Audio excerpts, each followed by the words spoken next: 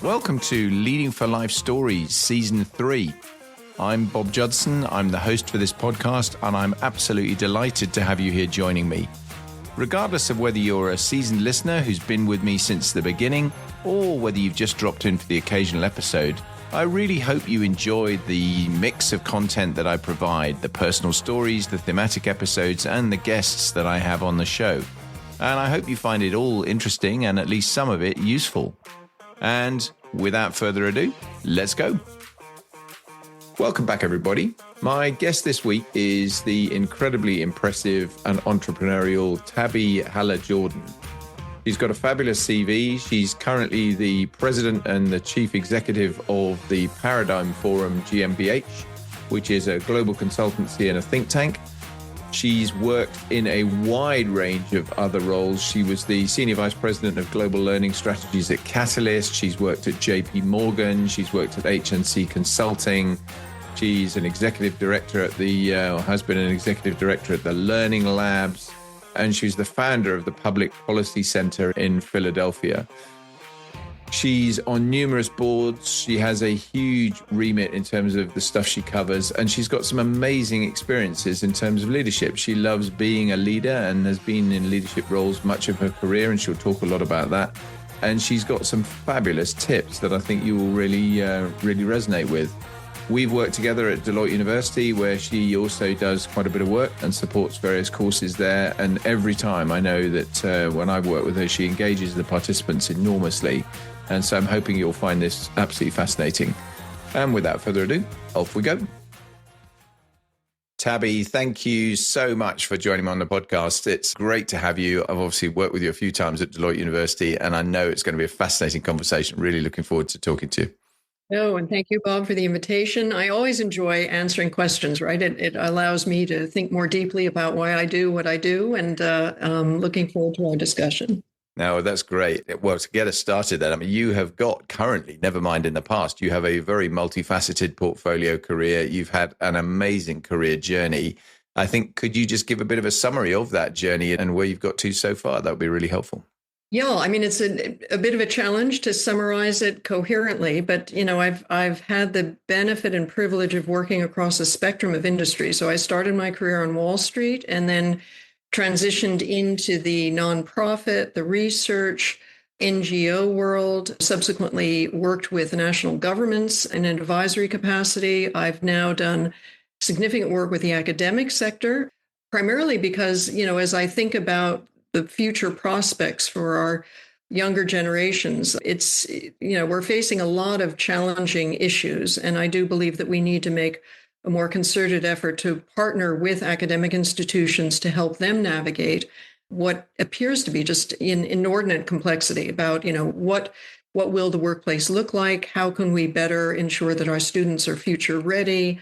What does that mean? What does it entail? And so on. So there's been a nice convergence, if you will, with all the advisory and research work that I've done now in the context too of working with academic institutions as yet another kind of avenue to apply some of the research that we've conducted. No, that's great. I mean, I think you have, I'm sure we'll come onto it as we go through, a whole range of different board positions and a lot of senior leadership roles, which this podcast is all about leadership. So drilling into that a little bit to get some of your kind of leadership development tips, I think will be immensely valuable. But before we do that, can we go right back to the beginning? Sort of early motivations for you growing up. What were your early motivations? How did you get started? What took you into the field you went into Wall Street initially, that sort of thing? Yes. Well, my parents were in both public service, academics, and I would say, both of them had, in my mind, quite an entrepreneurial bent to how they looked at the world. And that was very, very influential in my upbringing in terms of trying to think about, if you see a problem or you see a challenge, don't simply receive it and accept it. See if there's anything you can do to better kind of either improve things or engage in challenges that kind of bring meaning. So I early on, I really did have an appetite for social advocacy and change. And obviously, in many circumstances, when you have that kind of commitment, it requires you to take some form of leadership, right? You need to be able to either rally a cause, rally other individuals behind you, and so forth. So that was very instrumental. I did tend to be really interested in taking on leadership positions when I was a student. I was kind of endlessly pursuing opportunities to make things a little bit better if I, had that opportunity, and was kind of bitten by that bug quite early on. So that seems to be kind of a red thread in my career, is rather than passively accepting a set of circumstances or conditions, seeing if there's something that I can do to enhance or improve a set of circumstances. So I think that is kind of was very much kind of a key motivation in my assumption of different leadership roles, less about kind of positional authority and more the opportunity to develop the necessary relationships and develop the influencing skills, right, that are necessary to rally people around a cause. Yeah, it's really interesting, especially because fairly early on in your career, I mean, we've moved into a world which is rather better now around diversity and acceptance of the need for better diversity and so on. But I'm guessing at the beginning of your career that was a bit more of a challenge, wasn't it? Did you find that quite hard trying to step into leadership roles as a lady earlier on? That's an interesting question because kind of an interesting personal dimension. My background. My name is actually Japanese. Tabibito means traveler, and I spent a number of years in Japan. My mother was a Japanese linguist, so we were introduced to a lot of different cultures. I traveled to 6 or 7 countries as a child, et cetera. So that facility with cultural difference really was tied to my insatiable curiosity about, wow, that's interesting. That's very different, as opposed to trying to pass judgment. I don't like that, or that doesn't work. So I think that was also an aspect of my background and upbringing that allowed me to be reasonably comfortable in situations that I wasn't familiar with. I've often said to people, one of the best preparations to be a leader is to know firsthand the experience of being profoundly incompetent.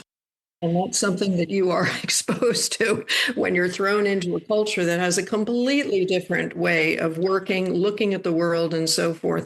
So you learn very quickly that the kind of a perspective of maybe is actually very relevant, because maybe you understand what's going on, maybe you don't. And I think, bringing in a healthy dose of humility into your cultural encounter. So that made me both very compelled and intrigued by the diversity challenge, which is a real challenge, right? Because I don't think people understand the degree to which even the nuance of how you frame a question or how you choose to engage with someone is a cultural act.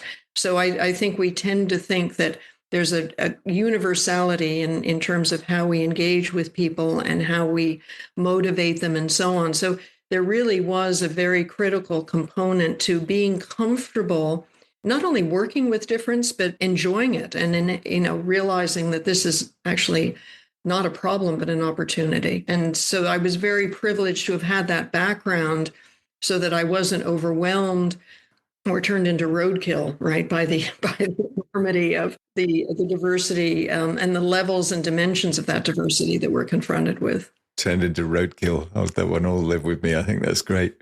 I think, yeah, I mean, credit to you, because it definitely cannot have been easy early doors to break down some of those barriers. I think I just look back at my own career in the military, and to some extent with a bit of horror, really, as to some of the things we did, said, had as policies, never mind actually just the behaviors and so on, were quite extraordinary. And when you look at it through today's lens, you'd think, how on earth did we exist in that kind of position?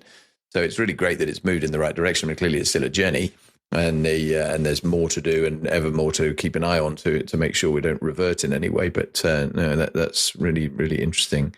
Just to build on that comment, Bob, because it's very, very interesting. I often tell people that when you're confronted by a situation that you're not familiar with, what you have to be very, very careful is not to revert to being a judger, but to being a learner. And it's a very different mindset. And unfortunately, our workplaces really reward judgment. And there are obviously a number of circumstances where being able to discern and judge effectively and accurately is critically important. But I'm often concerned by that initial disposition to judge, as opposed to, tell me more. Can you give me an example of that? Seek to learn and to understand rather than to judge. So, sometimes I see that tension and often advise people just be very careful. Stay curious as long as you can, because the opportunity to learn from someone by its very nature builds a bridge that's invaluable to building that kind of rapport. No, it's a terrific point. And actually, the judgment thing, just to digress for a second, I mean, I often talk to people I'm training with and so on as well about be very conscious, particularly youngsters who have the view these days, I think a lot of the time, and I don't think I was any different when I was young, that I can do what I want, say what I want, I am who I am, and so on. And that's being driven more by bring your authentic self to work and all those sorts of things. And I've said that's great, but you've got to recognize that we do live in a judgmental world a lot of the time, and people will judge you for whatever they see, whatever they hear, maybe even before you've said anything, they're going to be making judgments about you. So the way you dress, the way you behave, the way you speak, all of that stuff matters. And it's really important that you control that in terms of your personal brand development, that actually you're shaping that in a way that you want to be kind of judged, as opposed to the way people might just do it for you.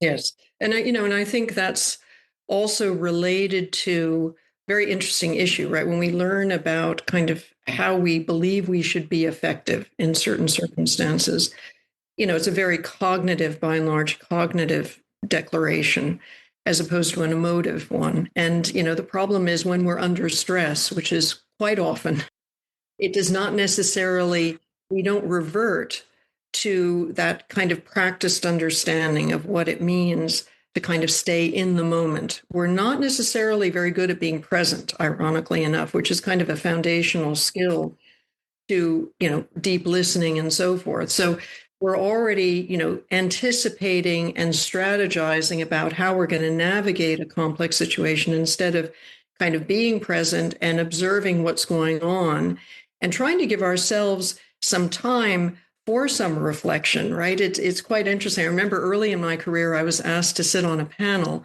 and I did not feel that I was adequately prepared to be on that panel, simply because the depth and breadth of my expertise in that area. And I had a wonderful manager at Morgan who said, Tabi, let me teach you a technique, or let me share a technique that has worked for me when I'm presented with questions around which I have no information or no background.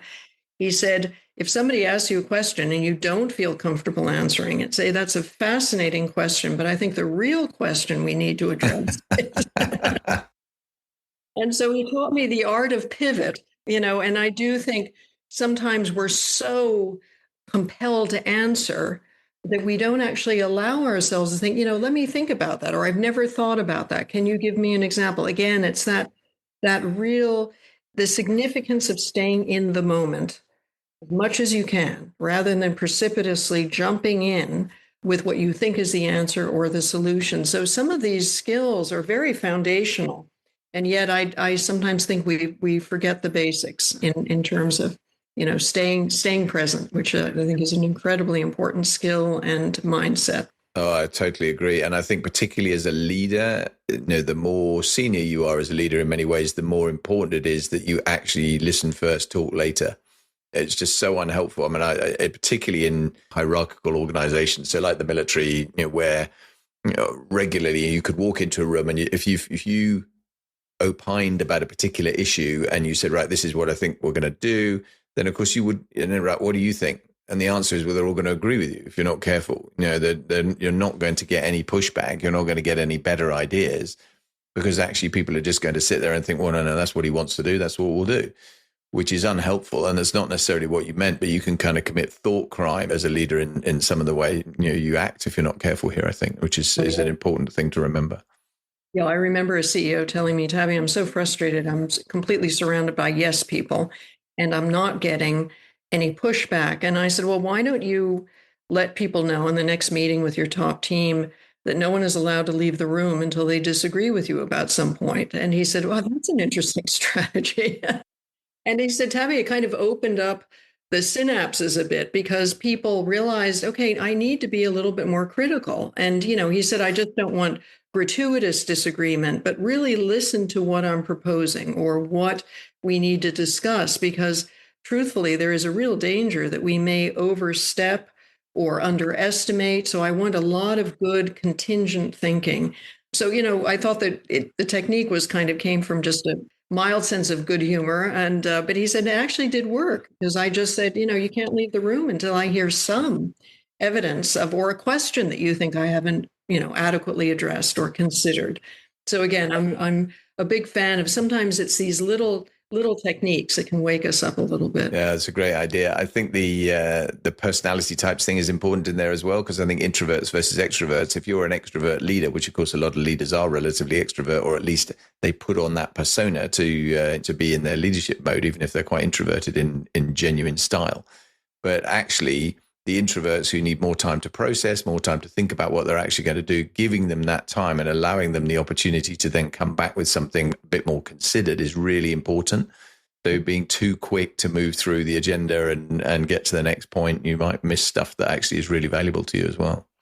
And I'd love to build on that point, Bob, because you made a point earlier about diversity that is a very important, I think, consideration and success factor in working effectively with diversity. Is you have a responsibility, I think, as a leader to create the enabling conditions that will allow, for example, an introvert to feel comfortable jumping in. And so, one technique that I think can be very helpful is for a leader to say, here's my position on this issue, but here are some additional questions that I continue to mull over because I'm not convinced that we either have enough data to suggest one point of direction versus another. And here are the questions I'm grappling with, right? So that to me makes it, you're creating kind of a friendly environment for other people that have other questions. So you need to do an effective job of preemptively mirroring the behavior that you'd like to invite other people to consider. So I think, we tend to gravitate to our own comfort level in terms of our style, communication style, et cetera. But I think part of the responsibility of being an effective leader is to kind of open up the possibility of engaging with people that are quite different from you, and what is it that I can do to make people with a different persona, a different mindset feel more comfortable contributing. So I think that's, there's a level of consciousness to that I think is extremely important. That's a great point. And it's actually also a great segue into the next thing I wanted to talk to you about, because leadership style in broad terms, rather than drilling into traits and so on, which we might do in a minute. And just as you've gone through your career, and as we said, very multifaceted, very diverse kind of career, how have you kind of consciously or unconsciously changed your leadership style as you've grown through your different roles? What's different about you now to the way you were, at the beginning? Very interesting question, and it brings me back to graduate school when I was doing work. I did a lot of work in organizational psychology, labor law, industrial relations, et cetera. And I remember the professor asked us, there are about, at the time, maybe 15 very current kind of theories of leadership. And he said, I'd like you to select one of those that you think are most relevant, given your, ability to discern the types of complexities that you may be facing as a leader, et cetera. And I found it quite easy to make the selection that I did, and that was situational leadership, because I thought, it can't be formulaic. So the responsibility is, how am I reading this situation? And what does this situation or this issue or this challenge require of me to not only be effective, but to be relevant given the contextual situation? So I have often found that to be very, very helpful. So when I'm in a situation, going back to my point about being present, I really spend some time kind of sussing out what is going on here. And one of the strategies I often use as a leader is not getting distracted by the symptoms, but going back or down into the root causes. Because too often it's kind of, an elaborate game of whack-a-mole where we're saying, this symptom, how are we going to deal with this, et cetera, et cetera.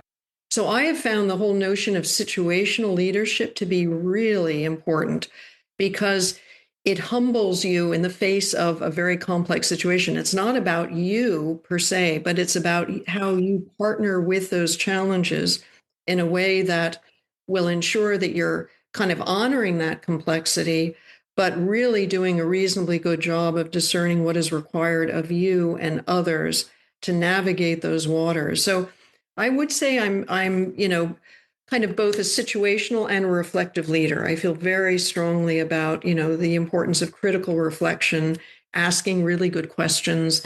Why is that? Getting down to the bedrock of what has precipitated a particular challenge or issue. So that would be kind of a quick overview, but I'm really interested in that because it also goes back to the diversity issue. A lot that is really significant in a challenge is not necessarily immediately revealed. You have to kind of do some exploration yourself. So that would be my response to that. No, terrific. That's a great point, and I think thinking of it like I said, I hadn't really thought about it like that, but as that makes me gives me pause for thought as well. So that's really useful. I mean, stick with that sort of general leadership theme. Traits. You've mentioned humility as being really important. I completely agree. I mean, I think it's a fundamentally important skill to have. Other things that you think are particularly important, both for yourself, but also that you look for in other people? I think what I call kind of provisional competency, right? And what I mean by that is, we come to any situation with our history, our experiences, our training, et cetera, et cetera. But we're typically in situations where there could be, going back to my point about being a learner versus a judger, there may be things that others can contribute. So, I do believe in the we of leadership, right? Rather than just the I of leadership. I think we need to bring as much clarity and integrity and honesty as we can. But I also think we need to bring an appetite to be changed, right? To learn, et cetera. So I think I'm a big fan of collaborative leadership because I don't think there's enough. I think our future lies in collaboration. It doesn't necessarily lie, I think, in the I. So our ability to make, again, to be very invitational, to create those enabling circumstances. I've had the privilege of working with amazing teams, and I often ask myself, I remember actually early on in my career, someone I was working with who was very senior, this particular company, said, Tabi, how should I engage with you to bring out the best in you? And I thought that was a great question, right? Because had much less to do with whatever he thought he might bring or his own style, but what are the facets of how I like to work?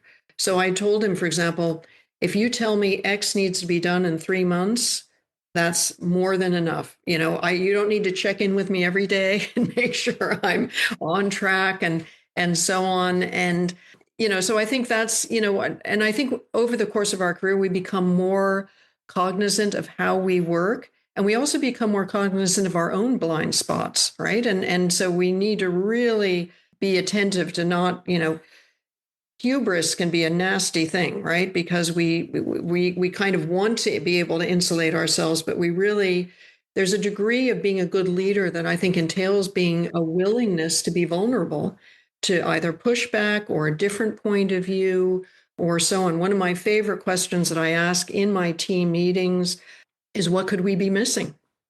It's a really important question, right? I mean, we Sure. focus on, getting prepared, and that's obviously incredibly important, but the best laid plans, right? We need to kind of think contingently. So that's kind of a whole host, but I think leadership is really a fascinating issue in that I think traditionally we've thought of it as a skill set, but I also think it's a mindset. And I think we need to really continue to kind of hone our craft, right? And continue to really develop new skills, new approaches. I think the whole notion of being a lifelong learner is vitally important because, increasingly the shelf life of knowledge is about 10 minutes. So, we need to ensure that, we're as much as we can be at the edge of our game. But, that's by virtue of what we're willing to learn, the company we keep, the questions we ask. These are all really, really important considerations.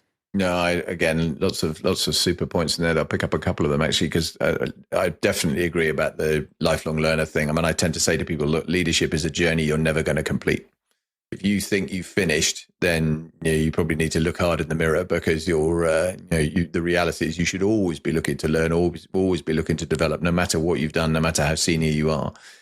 But the other thing that amused me when you said, if you need something's going to be done in 3 months, don't keep reminding me. One of my weaknesses personally is if somebody says to me, oh, you've got 3 months to do it, I'll probably do it at 2 months and 2 weeks. I'll start doing it, as opposed to if I know I've got to, because I like the pressure. I actually enjoy being, right, I've got a deadline to hit now. I've got to work, which is, so I kind of know in myself that I don't need those kind of very long deadlines, because the stuff goes into the pending tray and appears when it ultimately has to be done, which of course for some people, they didn't mean 3 months. They meant that actually they really wanted it done pretty soon, but they're just saying that to you. But the other point you made, I think was really interesting in terms of getting the best out of you as an individual. One of the things it postdates my own time at Deloitte, but I know that in Deloitte UK now, they tend to do this thing where they talk about a manual of me, which I think is a really good concept, where you're basically literally writing down, this is the sort of stuff that I know is my best work practice. And these are the things I kind of need to be the best I can be. And these are the areas where I'm perhaps a bit more challenged, and so on and so forth, which actually, if you're honest with yourself in terms of producing that, I think it's a really, really good idea, because it can be very helpful to, to teams and to team leaders to know how they're going to get the best out of the people they've got there. No, I think it's actually a brilliant tool, because again, it builds on the whole issue of learning, not judging. So it's not let's say you indicate that you're a morning person and the best quality work you do is in the morning.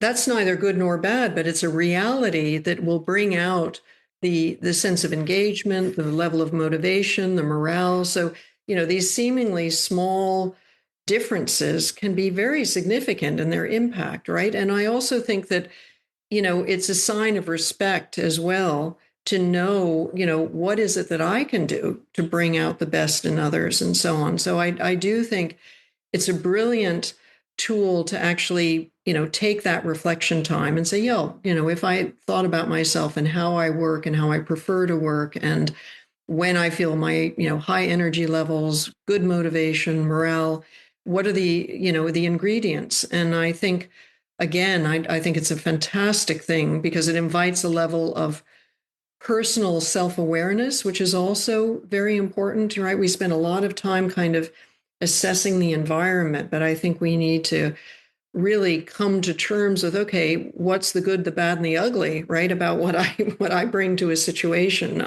And I think that's extremely important. No, I tend to think as well that actually you need people in your life who are prepared to tell you, when you're actually not doing things that are optimal for the team, etc. And actually creating the conditions for that. I think that's really important, that you kind of allow a world where people can come and challenge you, and you're making it quite clear that even under difficult circumstances, you can do that. I did an interview a while back with a chap called John Caudle, who's an ex-US Navy captain, and he had a wonderful story which I really, really resonated with me, where he said when he was young, his dad had been quite a disciplinarian on him and was pretty strict. But when he was out in public, obviously he didn't want to do anything that was going to attract any kind of public gaze about anything he was doing to his son. But the code for "you're about to get a clip round the ear" was, "Do you want a peanut butter sandwich?" And he had then taken that forward into his Navy time, where when he was commanding ships, he would say to his XO, his immediate deputy, "If you think I'm basically out of order here and you need to talk to me and say that, look, Captain, you want to think about that a bit differently, don't call me out in public. Just come up to me and say, hey, Captain, you want a peanut butter sandwich?" And I thought it was terrific as a way of giving him permission to open up that kind of challenge to do that. Because in those kind of environments, certainly it's not appropriate to challenge the leader's decision openly, publicly, in a way that then looks sort of undermines him or her. So, I think the having those kind of little tips is quite healthy. Wonderful. And the other, the point you're also raising is, typically feedback is just a very sensitive, complicated issue. But I think having kind of a code language, it reminds me of a client that I had a few years ago who's Dutch. And she was getting a lot of negative feedback from her colleagues that she was really rough at the edges, very, kind of brittle, direct, et cetera. And she said, Tabi, it's also a cultural thing. And, there's just no way I can change my personality. And I said, well, here's a strategy. Given that you are Dutch, and you want to let people know that what you're about to say may come across as being harsh, but that's not your intention. Say, as you're about to have a conversation, I'm about to speak Dutch. And that will alert them, okay, what's coming? It may sound strange, but I love these techniques. And if we as leaders and managers and so on can come up with kind of a code word, et cetera, it just brings more humanity into the workplace. And I think it also, in and of itself, makes us more human, and also inevitably adds a level of humor and so on. So I think to think about that, right, as a team building opportunity, what is it I could say? Because I know sometimes, again, going back to my point about stress does not bring out generally the best in people. And yet sometimes the reality is, a situation is very stressful. So how do we circumvent the inevitability of the rough edges in certain circumstances and yet still keep our authenticity? And I think to come up either with a code word or a phrase.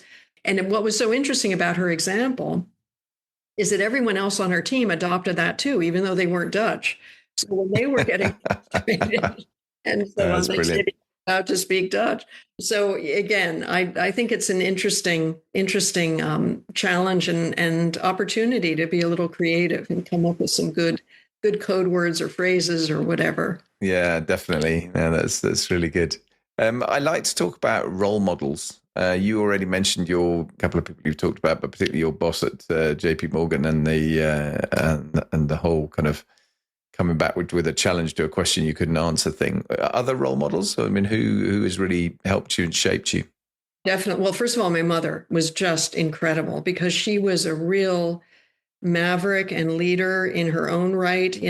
Not many people were getting their PhDs in Japanese linguistics in 1945. Wow.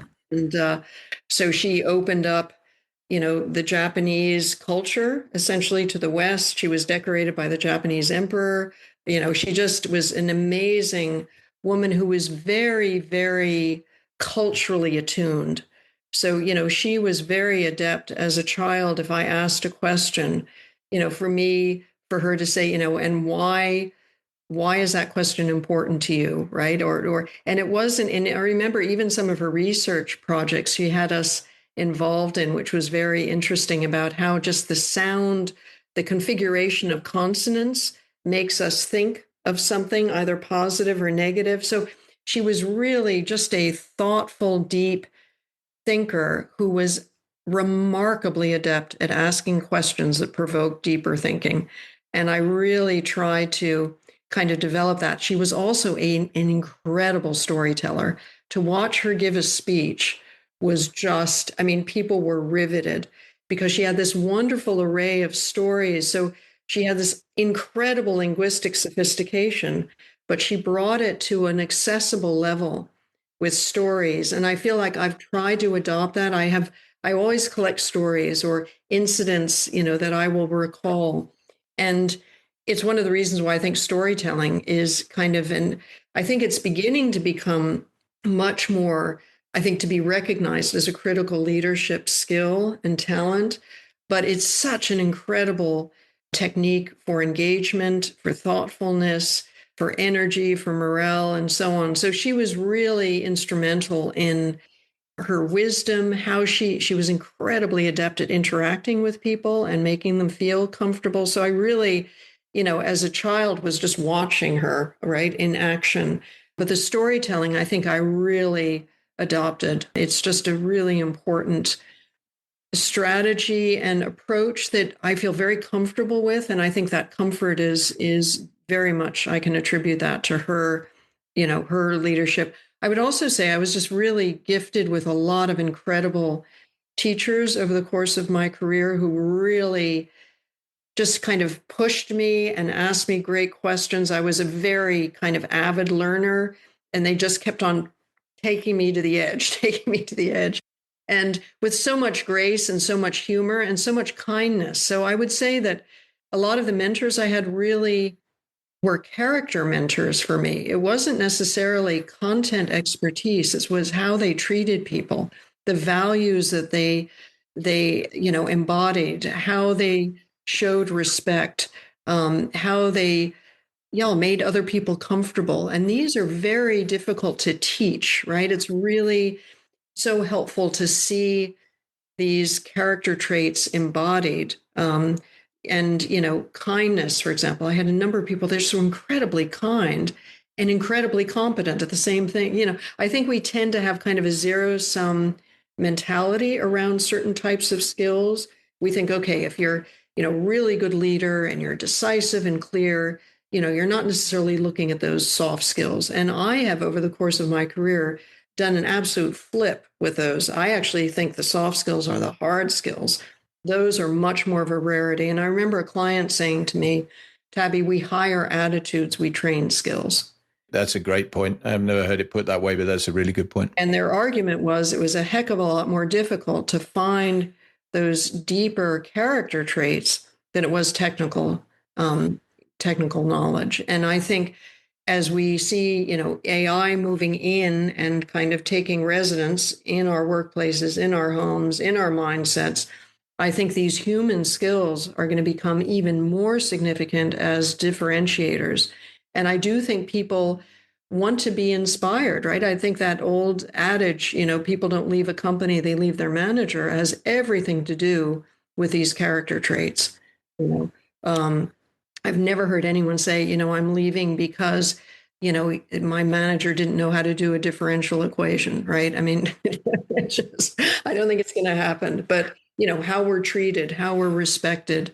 So that would be perhaps, a core attribute of all the people I've been privileged to be mentored by is how they treat people. No, that's a great, again, another great point. And I think so true in terms of the importance of soft skills. And sadly, what I see a lot of the time is that's one of the areas that a lot of organizations are very poor at developing. Yes. Because they will focus on, completely understandably from a commercial point of view, they'll focus on the business end of what they're doing. They want people to be better salespeople or better marketeers or whatever it happens to be, and that's what they're going to focus on. That's what they're going to assess them on. Potentially pay them salary and bonuses and promotions on, and all this stuff that actually makes you a better leader is too often by osmosis, rather than actually anyone turning around and putting any real effort into thinking about how can we help you with that in terms of developing some of those skills.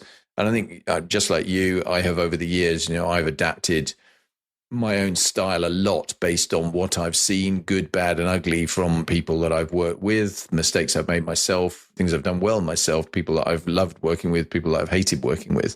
So all of that makes a kind of, I talk about metaphorically, two jars. I have a jar of stuff I love and a jar of stuff I don't like. And I try and obviously have this one fuller than this one. But at the same time, you never quite know how that's going to work out some of the time as well. Your mum, I mean, hats off to your mum, especially, you mentioned doing that in Japan in 1945. I mean, that must have been in the immediate aftermath of the Second World War, with everything that had gone on then, and the kind of Japanese having been defeated, the atomic bomb, and that must have been an incredible time to be working out there for her. Extraordinary. No, it really was. And I, to build on the point that you just made, because I think it's a really significant point, Bob, is I think we often confuse means and ends. So what I mean by that is, going to your point about teaching people how to sell or marketing, et cetera. There is absolutely no way that you can do that effectively without those soft skills, right? So in other words, I sometimes see technical skills as being the proverbial hygiene factors. They're necessary, but not sufficient. They're at the bottom of Maslow's triangle. You've got to get up into the personal connection, because everyone will have those technical skills. So I think what we often forget is that the objective or the end state requires a set of skills and the means to get to that end, right? You can't kind of leapfrog over those skills and say, okay, here's your sales quota, et cetera, without really developing a capacity to really do, what does it mean to develop a rapport with people, right? And I think my concern around social media and so on is that we've become preoccupied with efficiency. And we don't know how to be bored. We don't know how to kind of reflect. We're losing some vital virtues and values that I think if we begin to compromise those, we will in fact become more robotic, right? And humanizing element that really is differentiating. And I sometimes become very discouraged by this focus on efficiency, not recognizing that that comes at a very significant human cost. And, I do think robotic intelligence is very quickly overcoming us, right? Overcoming our capacities in a number of different ways. But I just don't believe that we're going to really have the impact going forward unless we are capable of enacting and enabling those more humanistic values and virtues. No, I totally agree. I think social media for one, smartphones just generally, actually, the amount of times I was talking about it very recently on another podcast, that the amount of people you see, even couples in restaurants sat there and they're both on their phones, or someone was telling me the other day, a lot of youngsters these days, if you ring them up, they won't answer the phone, but then they'll text you back going, "What did you want?" And they go, "Oh, come on." This is a basic, the kind of communication and social interaction is a basic human, not only skill, it's a need.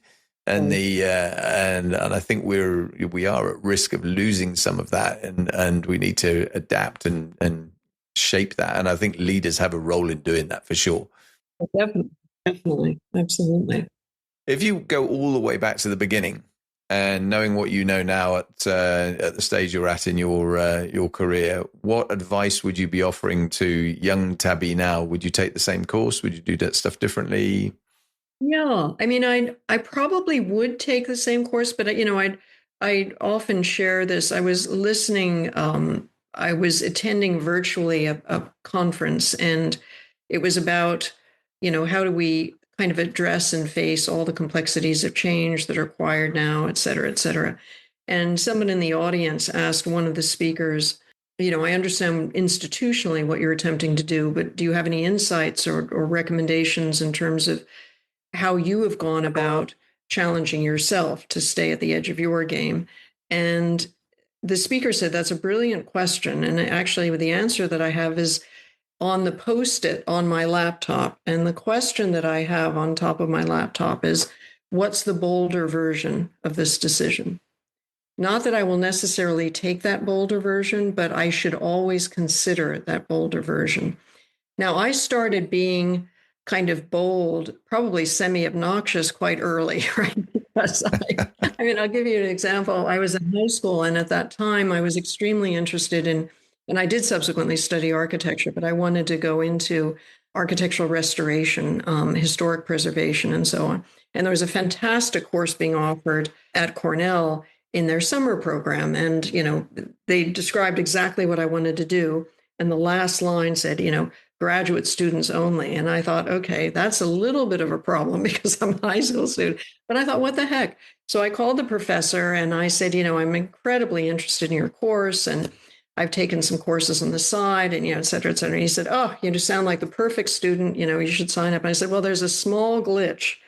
And he said, what is that? And I said, well, I'm a high school student. I'm not a graduate student. There was a pause at the other end of the phone. He said, listen, it's been a long time since I heard this level of enthusiasm, so I'm going to make an exception. And, so I had a number of those incidents over the course of my life where, obviously that was the guideline, but I thought, what's the worst that can happen? And he said, listen, can't you read?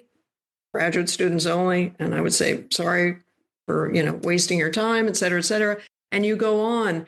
But I guess my advice to myself and advice to others who might be listening to this podcast is, don't allow yourself to leave things unexplored if there is something compelling and interesting. Because, as I said, I remember reading too a piece a couple of years ago that a woman was doing interesting research on people's legacies and so on. And the question that she was asked is, is there any consistent response that you're getting from people, let's say in their 80s, around regrets or wishes? And she said, yeah, there's one consistent thread, and that is, I wish I had been more courageous. I wish I had taken more risks. I wish I hadn't always played it safe.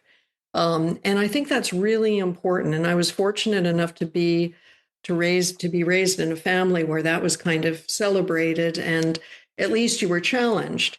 Um, so I would, if I were speaking to my younger self, I'm sure there were questions and decisions that I made that were erring on the side of safety. We all do that.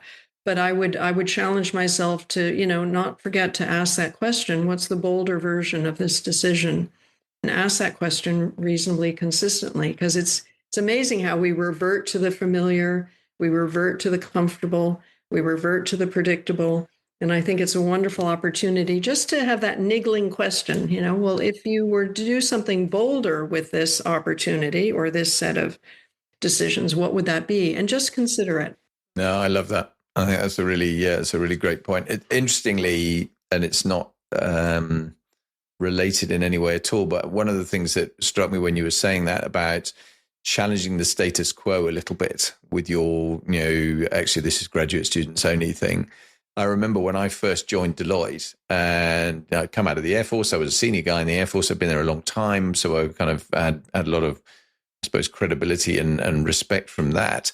But I then was very quickly thrown into a financial services engagement with one of the big banks, which I was kind of, as the partner was putting me onto that, I think he was watching the color draining from my face and then going, because I remember looking at him, I said, he's explaining what we were going to go and do. It's execution risk review. It's all C-suite and board level stuff.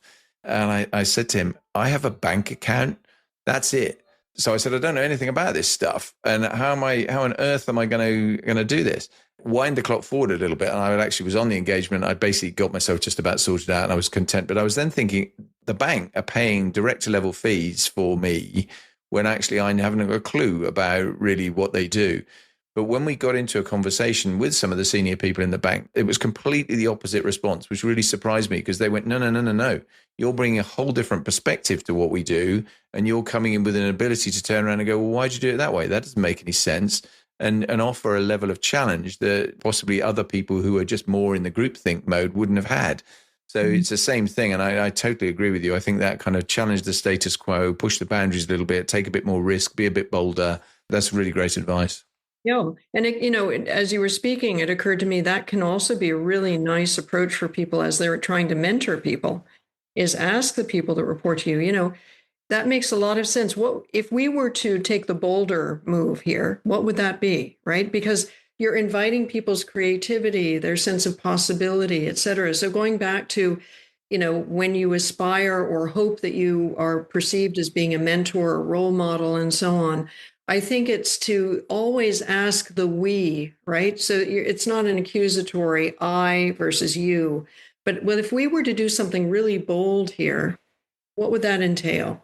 Those are the kinds of questions that excite the imagination of the people that work with us, right? And so I think that daily opportunities the opportunities that arise for us to stretch ourselves, stretch others, stretch collectively is something that I think is really, really important to remember. No, perfect. I always try and talk about highs and lows, Tabi, in people's careers, because inevitably they've got some. And I'd just be interested in career high for you. What's the best point? Career high. I don't know. I think having made the decision to become an entrepreneur, it was like putting on a really comfortable coat. And you think, oh, I wish I'd had this coat earlier, right? I mean, I really, and again, my manager at Morgan saw that in me and said, you really should be an entrepreneur, Tabi. And I had never even considered that. I wasn't necessarily even sure what that was. So that was a high, making that bold move, saying, and he was wonderful. He said, listen, if it doesn't work out, the door is always open here for you. But I think you should really make this move and think about it. So that was really a definite high, because I think it was just, when we discover that alignment of fit, right? And the fit can be so many different dimensions, passion, interests, it just felt so comfortable. And I thought, oh my word, that was a real high, because there was an element of surprise because I hadn't even considered it, but it took somebody else's perception of me and kind of challenging me to think about that as an opportunity. So I think that was a very important moment. Nice. Good. Sadly, for every high, there's also a low point. Yeah. What's the lowest of the low points? Yeah. I mean, my mother suffered some really significant health issues, and, she was diagnosed with MS in her mid 50s, which was really devastating for the whole family. And I was trying to do my best to juggle. I was in high school at the time. And, I think that moment made me realize how precious our lives are, right? And so lows have sometimes been health issues in the family, some personal health issues, right? Where you just have to say, okay, somehow my mother had this wonderful saying. She said, Tabby, don't forget, the fire truck eventually makes it to the fire. And that's something that I've always kept in my mind when I've hit a low. Um, but the lows are, I think sometimes, we've got a lot on our plates. And I often just say, wow, I hope I'm doing an effective job of juggling all my responsibilities to my family, to my friends, to my career, et cetera. And I'm not a big fan of that word balance, because I think it kind of has a dictatorial. I mean, you're trying to calibrate. So I think the lows have occasionally been a sense of a little bit of doubt. I hope I'm doing a good job of balancing, but who assesses that, right? And I often felt, as long as I feel I'm doing the best job I can, and that's important, right? But constantly being open to, okay, let me make some shifts here. I remember one client wanted me to do a major piece of work, and they gave me a number of dates. And I said, whoop, one date, that won't work, October 15th. And she said, well, okay, no problem. I said, it's my son's birthday, and I've never missed my children's birthday. So if we can possibly, and she said, you know what? I have rarely heard anyone so quickly say, no, that won't work because I have a family commitment, right? They might say, oh, they don't necessarily say it's a family commitment, or they couch it in different terms. And it was very interesting because I I was asked about work-life balance at this huge event, and I used that example. And I said, I wasn't here on October 15th because I said that, I made a commitment from the get-go to my children that I will always be there for all of their birthdays. And a man in the audience got really emotional at that point. And I thought, oh no, I know what's happening here. Anyway, he came up to me after. He said, Tabby, I'm so sorry. I just lost it. When you said with such conviction and such emotional honesty, I have never, he said, made any of my children's birthdays. And I thought you were going to say that. will never get that time back. I will, et cetera. So I think, we live in a world that puts so much emphasis on productivity and efficiency, and it's very easy to forget our human values and what our priorities are to the people that we love and care for. So I think sometimes the low is when I've had a level of self-doubt. Am I doing the best I can on that front? And ultimately, we're our own arbiters of that. And I've often, I occasionally ask my children, they say, are you kidding me? You would drop everything. I always knew that you were going to be appearing for the family events, the, birthdays, and so on. So they're both in their, one's in their mid-20s, the other's in his early 30s. So it's good to get that affirmation now, because, you never know. Sometimes you have those dark nights of the soul, and you hope, God, I hope I'm doing a decent job here, because it's sometimes very, very complicated. But I think it's a really important point, and it resonates so much with me from my military background, because I don't have kids, but I know a lot of my friends who have completely the opposite story to you. They've never been at home, or they've been at home for a tiny fraction of their children's birthdays, and actually some of the time when you do quite long deployments at quite formative times, you're going away and you miss massive life moments, and that's obviously job dictated. It's not their individual fault. That's just the way the system worked. But it is really challenging in those kind of environments, and I think finding that any kind of balance is hard. I do tend to talk. It's interesting. My next question to you is actually going to be about balance, but I'll phrase it slightly differently since you said you don't like talking about that. But I tend to talk about quite a lot that it's work and personal, and it's a balance beam, and you do need to think about how you use one to help the other, because they definitely can help the other, but you can't afford for them both to be out of balance. If you end up in that space, then you're in a much worse place, because it's really hard at that point to keep yourself together, I think you've got nothing that's motivating you to keep going and rebuild and re-energize. And it's too easy in today's world. And actually, I think for a lot of young people, it's particularly challenging this. I mean, on one hand, the sort of Gen Zs of this world, I think, are quite challenging around work hours and wanting to be quite pushy about, why are you expecting me to do that? I have a life, I'm not going to do it. That's good, actually.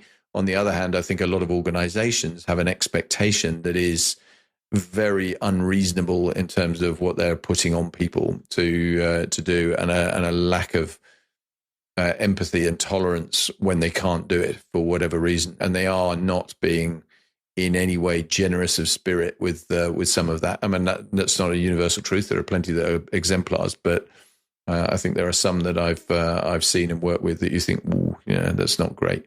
Yes. And I think, the word that I prefer to balance is kind of integration, right? Work-life integration. How are you kind of moving the puzzle pieces so that, it kind of works? And it goes back a little bit to my point about situational leadership. I remember having a dinner in New York a number of years ago with a colleague of mine who was heading up a Fortune 500 company. And we were talking about this work-life issue. And she said, Tabi, I landed on a question that's been extremely helpful. And I've shared this with many, many people because I think it was really one of those gem moments, right? You remember these comments. She said, a couple of weeks ago, I had my board meeting and my 6-year-old was having her first violin concert. And I thought to myself, okay, I can reschedule this board meeting. And in 3 months from now, nobody's going to even remember. But if I miss this first violin concert, my daughter will always remember. So she said, the question I realize I should be asking myself, Tabi, is who will remember? And so she went to that concert. And her daughter's now in her late 20s. And she said she still remembers that moment because she didn't think I would be there. Yeah, it's very special. It's a really good question. And I share that all the time. Who will remember? Because it goes back to having a slightly longer runway perspective on your career, right? Sometimes these issues and decisions that we make take on grandiose proportions because we're consumed by the stresses, et cetera. But if we try to add kind of some longevity and look at our careers, as a journey, as you said earlier, and there are going to be speed bumps, there are going to be potholes, there are going to be all sorts of things that will be obstacles to that journey. But net, looking at it as a longer term journey, I think that question inserts some integrity into, or at least a kind of a true north in our compass that allows us to say, I think I'm going to make this concert, right? And, the irony is that she shared it with her board and the board was so delighted that she rescheduled, right? So we have this worst case mindset that we sometimes apply to the decisions that we make to accommodate some of these personal priorities. So I think it's a really interesting point because I just don't think things like this are formulaic. I think we really, as I tell people, you need to have those lines in the sand. You need to have come to some clarity about what you will not compromise and what you will, and just be clear about that. So in my case, one of the examples was my children's birthday. And that's why I was so quick with my comeback, because I, obviously know my children's birthday. So it was October 15th. No, it won't work. So I think that's that kind of process of self-reflection. It's a little bit of the manual of me. What is it? What are my values? What is non-negotiable? What am I prepared to be, perhaps compromise a little bit more? But I think having that nugget of some issues that are really preeminent in our value architecture is really important. No, I really love the who will remember point, because I think that resonates again really strongly with me, not least because a number of the senior roles I've had in the past, I've always been very focused on the job and the kind of the impact you've had and leaving it better than you found it and all those things that we often talk about. I have always said to people taking over from me in some of these quite big crunchy command roles and things like that, look, here's my number. If you need to call me, call me. I have never, ever had anybody call me. And the reality is, as you move, the world closes behind you. And, it's too easy to think, I'm indispensable. If I don't do this, it will have catastrophic consequences. No, it won't. The reality is it absolutely won't. It's very, very rare that that's going to be anything more than a blip in the organization's kind of history if you're not careful. So I think it's important to remember that. Mm-hmm. No, absolutely. Absolutely. Talking of integration then of your work and life, you obviously have a very full-on schedule. I'm just interested in what you do personally, sort of de-stressing, relaxing, clearing your mind, those kind of things.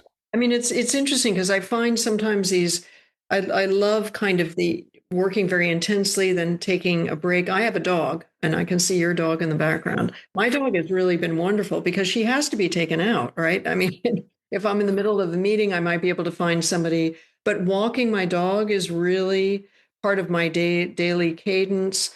And if I know that I need to travel or I have an arrangement which works out very well. But I think living in Switzerland, it's an occupational hazard to spend time in nature, and I do a lot of hiking. It's just wonderful. So I find spending time in nature, going on walks. I mean, I find, I remember talking to a neuroscientist once, and I said, what is the easiest and best thing we can do for our brains, for brain health? He said, daydreaming. And I thought, how wonderful. And just because I do find that's what I do when I go on my walks. My mind is just kind of processing stuff. I have ideas. I reframe a project. And, so rather than sitting at my desk with on the computer and saying, okay, how will I strategize? I find that just a change of scenery. So I do quite a bit of physical exercise, swimming, hiking, walking the dog, bicycling. So I find that is wonderful because it's both stress releasing and you're getting fresh air and you just feel absolutely revitalized. So I don't see it as exercise. I really see it as just a shifting of gears and doing something entirely different. Just altering the pace of the day. Yeah, I love it. It's a great example. As you say, one of my dogs sat in the background. I'm just pleased the other one's not sat on my lap because he's the same size as that one that's lying behind me. So, and he does think he's a lap dog, which is not like really that. Very comfortable and having a snooze. He's enjoying life there for sure. I always try with all my guests to tap into their own broader experience, not just the sort of personal leadership journey. I mean, you've got a huge amount of experience, not least through the current work you're doing with the Paradigm Forum, etc., and you lots of board roles. You've clearly got a very wide view on world affairs. It feels to me, at least, that we're entering a kind of very difficult time, geopolitically, climatically, all those sort of things, economically, socially. It's all playing into a space where it feels like the world is quite challenged. I'm just interested in what you're picking up, your perspectives on that kind of general geopolitical challenge at the moment. Well, it's certainly, the world's, situation at this point is definitely coming into a lot of discussions with clients, right? Because I think right now there's a lot of anxiety and stress about what if. And, ironically enough, I actually am very fond of that question, what if, because it goes back to my earlier point, can we begin to expand, the considerations that we're factoring into our projects, into our thinking and so forth. So as much as these times I think are, they've kind of gone beyond overwhelm, I do think that there seems, at least amongst the circles I'm traveling in right now, a real appetite to reflect on that. And I find a lot of people are kind of reverting to deeper places, like what are my values, right? I mean, there's so much I can't control at the moment. So what am I doing about the things I can control? And am I addressing those with a kind of attention and thoughtfulness that is really important? Going back to my comment about some of my work with schools, I find that people are really looking at education from a very different vantage point right now, right? I mean, are we educating our future generation for civic engagement, for a sense of citizenship? Is there a consciousness around the bigger we? And so I think there's a lot of concern that as we face seemingly insurmountable challenges, people do have a tendency, being the human beings that we are, to revert into these bubbles. Well, I can't control any of that mess, so I'm just going to live in my bubble and worry about my bubble. And I think what I'm seeing in educational institutions is a real desire. Can we possibly shift that center of gravity so that we don't lose a consciousness, a level of consciousness and engagement with our bigger responsibilities, right? And I think that will be a real challenge, right? The whole notion of self-sacrifice of, is there something I believe in that's much bigger than myself? Do I have a capacity and an appetite, the kind of the will and skill, right, to engage across differences, et cetera? So there's a real polarization right now in our society, and I think it takes a lot of energy and a lot of determination to I kind of overcome that resistance and ensure that we don't lose kind of that deeper foundational commitment to our values and so on. So, ironically enough, we're doing a huge project right now on humanizing technologists, right? And looking at what that entails and how do we go about doing that and so on. So, I'm gaining some solace from that. I feel as if because we've kind of almost reached the end of one runway, people are saying, maybe we need to create different runways here, or we need to redefine what a runway is for, and so on. So we're almost going back to first principles, I find, in this case of some challenges and issues that I think we're going to have to face with a very different toolbox. And I think we're realizing that our toolbox is currently perhaps not equipped to deal with some of what we're dealing with. So the question is, how do we enhance that toolbox and what will be required to do that effectively? Really interesting. And I'm very interested in your comments about education as well, because I think one of my slight concerns, and there's a betraying interest here, I was a school governor of a major independent school until a couple of years ago. It's actually where I went to school. I did 8 years there, including being on the education committee of the board. I do worry a little bit that certainly in the UK, I don't know whether it's true globally, our educational institutions are not really doing enough at the moment. And it's not a criticism per se, because I don't think they've got the tools to do it, to equip youngsters with a kind of preparedness for particularly AI and all that it's bringing and the opportunities. It seems there's a lag cycle where the kind of industry commercial world has got to get its act together with this first and then feed that into the education process. I mean, simplistically, just things like exams. I mean, the reality is nowadays, obviously, particularly where you're doing assessed coursework and so on, if you're using AI tools, you can generate very sophisticated answers to things that if you're then putting those into exam papers, how on earth are they going to turn around and assess whether that's your work, unless you're turning around and saying, right, you've got to handwrite it, which most people would, that's a lost skill in itself, I think, for a lot of people.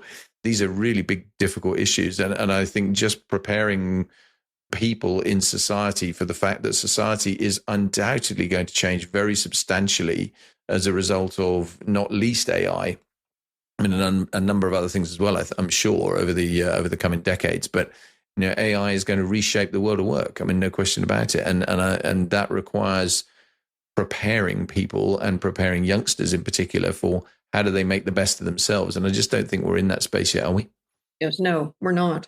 And, I think that's one of the difficult, there's so many facets to this challenge. It's almost overwhelming. But, even in the corporate sector, I see this kind of feeding frenzy of adaptation in the absence of a total strategy. It's almost like, okay, well, everybody's got this bot, everyone's got this. So these tools are coming in, but there's no understanding of the consequences of the impact of that, nor is there any kind of prescient understanding of what are the questions that we should be asking in terms of the consequences of this. So it's this terror, and I was being semi-facetious before when I talked about the shelf life of knowledge, but when you look at AI, it literally is a matter of weeks. I mean, the pace of this change is so exceeds our capacity, not only to digest the implications of that change, but to ready ourselves in any strategic or operational fashion to accommodate this. One of the things that we're looking at is even teacher preparation. I mean, it is so outdated, right? And so every element has to be really re-examined. And, kids as well. I mean, the irony is that kids between the ages of 6 and 8 are like sponges. You can have an incredible impact on very young kids if you give them the right tools at the right time. But the problem is that window starts to close as we get older, and our ability to be kind of nimble and agile in our thinking is severely compromised, right, over time. It's just the same thing with language acquisition. You can do a heck of a lot more with a 5-year-old in terms of learning a language than with a 25-year-old. So, our brains are constantly developing, but brain morphology slows down. So it concerns me because I don't think we understand truthfully have digested the level of urgency attached to some of these questions. Yeah, just building on that just for a second, I mean, any advice you would offer to leaders as they enter the world of work, or indeed, current leaders who are climbing up that leadership ladder? Anything you would think about that in this space that they can do more of and help themselves and their teams? Well, I think they have to become much more savvy with the research out there, right? I mean, in other words, there's a lot of work being done. I often advise companies that they should have their own think tanks, right? Because, so many people are so busy doing during the day that they simply don't have the bandwidth to stay up to date on the research and so on. So I think there's kind of a knowledge management component of this that I think a lot of people aren't taking seriously. And I think that's one area where the learning curve has to be significantly more compressed because we just don't have the luxury.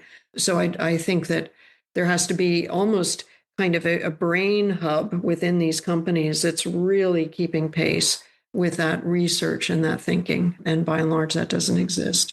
Yeah, that's a very interesting point. I totally agree with that. I think it's again, I often advise individuals, turn around and say, look, even if you're in the twilight of your working life, it's not too late for you to start getting engaged with this. And it's not good enough to just be led by other people on it. You need to be leading it, and you need to be getting in and using the tools and understanding what they can do and playing in that space. We're getting towards the end here, but I'm very conscious, having worked with you a number of times at Deloitte University, you have a large library of stories. You talked about your storytelling, and I would just be really interested in getting a couple of things from you. That you've got stories that are actually about your own life and things that have really shaped you, but stuff that I think would be helpful and would resonate to the listeners of this show about things that that have happened to you that actually might be, wow, that's a moment. Yeah, I mean, I think I've mentioned this a few times, but I'm just so convinced that, your willingness and ability to talk to strangers is a really important skill these days, right? I mean, it goes back to my point about staying curious.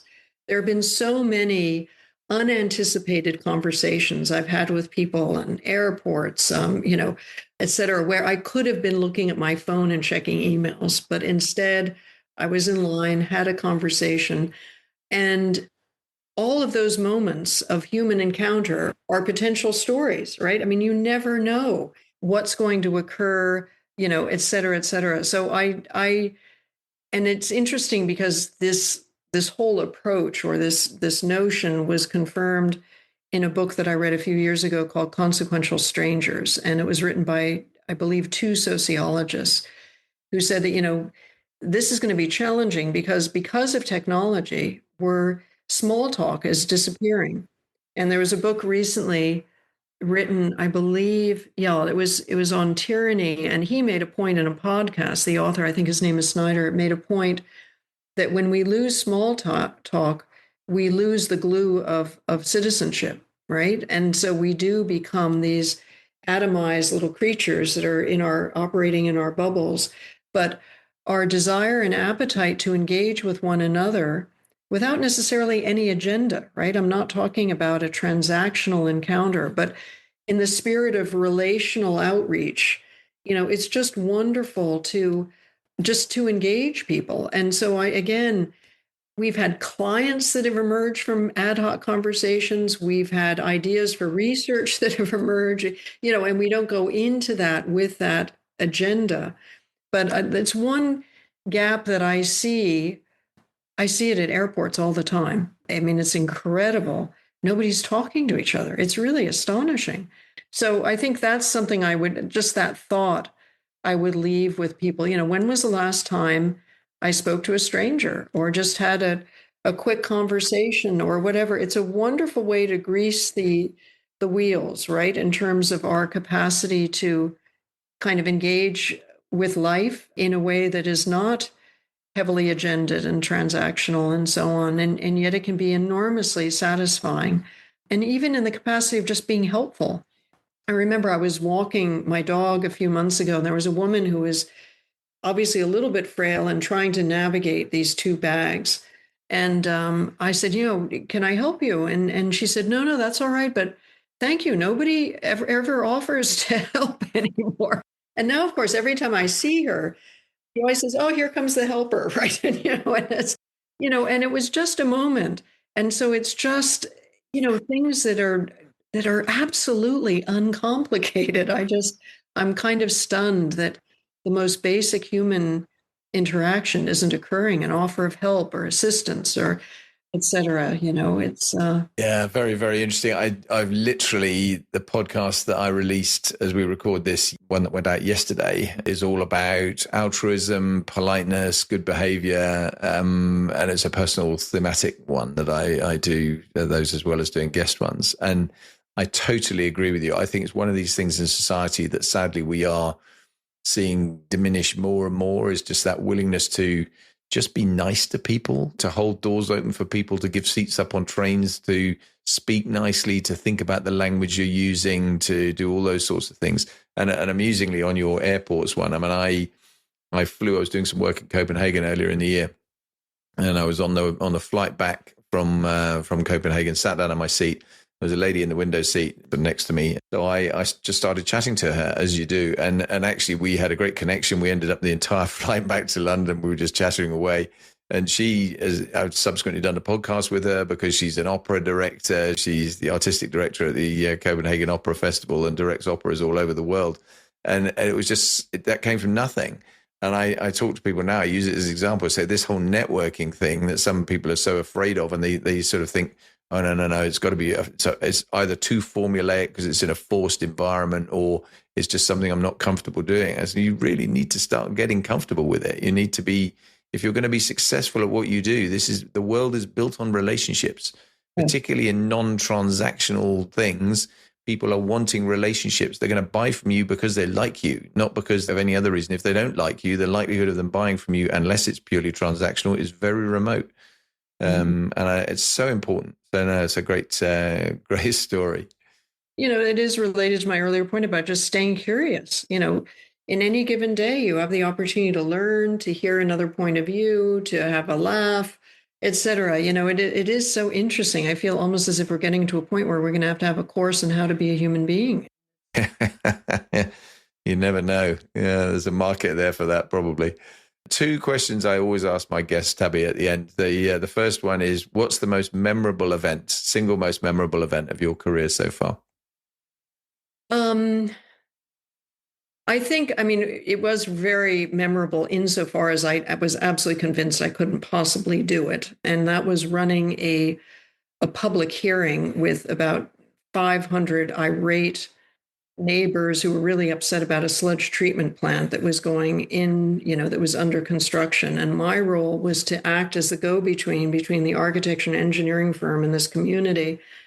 And I had, because I had studied some architecture, I could read the blueprints and so on. And I absolutely changed the design by translating all of this anger into some very concrete, specific proposals for the blueprint in terms of how they redesign it. And it really had an impact on the community. So I really love those moments in your career where you absolutely can see the before and the after. So I'm always seeking those before and after moments. So that would be one example where I felt I was really helpful to this community and addressed what was just a horrific stench that they were living with that was just completely unacceptable. So that was a very good. Yeah, nice. I mean, it's always great when you get those incredibly satisfying outcomes, isn't it? Where particularly when they come from something you think, oh, I'm not sure I can do that at the start. I've never dealt with 500 raging, angry people on the verge of throwing tomatoes and so on. I thought, geez, I've never done this before. Let's see. Yeah, what am I going to wear to this hearing that I don't care getting ruined? Yeah. Okay. Final question. What's the most difficult question you've ever been asked? Well, it's probably, if I was, I don't necessarily remember what the question was, but I suspect I used the technique that I was told. That's a very interesting question, but I think the real question we need to ask ourselves. I actually don't, because I love questions, right? So I can't, I mean, I might have, I'm just trying to recall if there was a specific question, but I'm the kind of person that if somebody asks me a question and I find it really challenging, I'll probably say, you know what, that's really interesting. Let me get back to you on that. Because I will want to do justice to the question. So I'm not somebody who just throws out an answer for the sake of being done with it.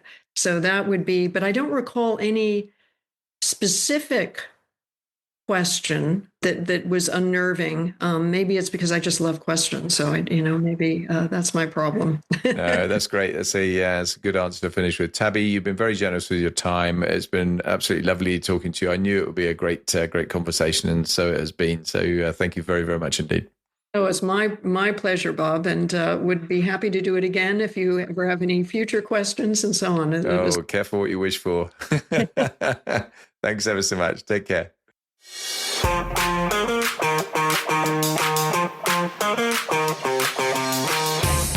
I really hope you enjoyed this fabulous interview with Tabi Haller-Jorden. So many great insights to share, and I think such a useful set of stories and tips for leaders everywhere, and really great to have had the opportunity to talk to her. If you found it useful, please share it, please comment on it, please push it around your own networks to broaden the reach of this episode and the podcast more generally. So liking it, commenting on it, providing me with some feedback, all those things are immensely useful. If you found it really valuable to you personally and you're getting a lot out of what you hear on the podcast generally, please consider financially supporting the show. You could do that by going to the Support the Show link if you're listening to the audio podcast. That'll be in your platform, and you'll find that in the show notes. Or if you're on YouTube, then you can go to the link that's in the notes, which is to patreon.com, www.patreon.com/leading4life. And there you'll find the option to sign up and support the show financially at 3 different levels. All of them are pretty cheap, and any one of them will make a big difference. So I'd be really, really grateful if you'll consider doing that. And just think about this as some sort of subscription that you're paying for some valuable advice, just as you buy a book or whatever else. So that would really help me. It helps me to keep the podcast going, and I'd be enormously grateful. But as I always say on these things, I'm just grateful for you listening anyway. So thanks very much indeed. Really appreciate that. And back again with another fabulous guest very soon. Speak soon. Thanks. Bye now.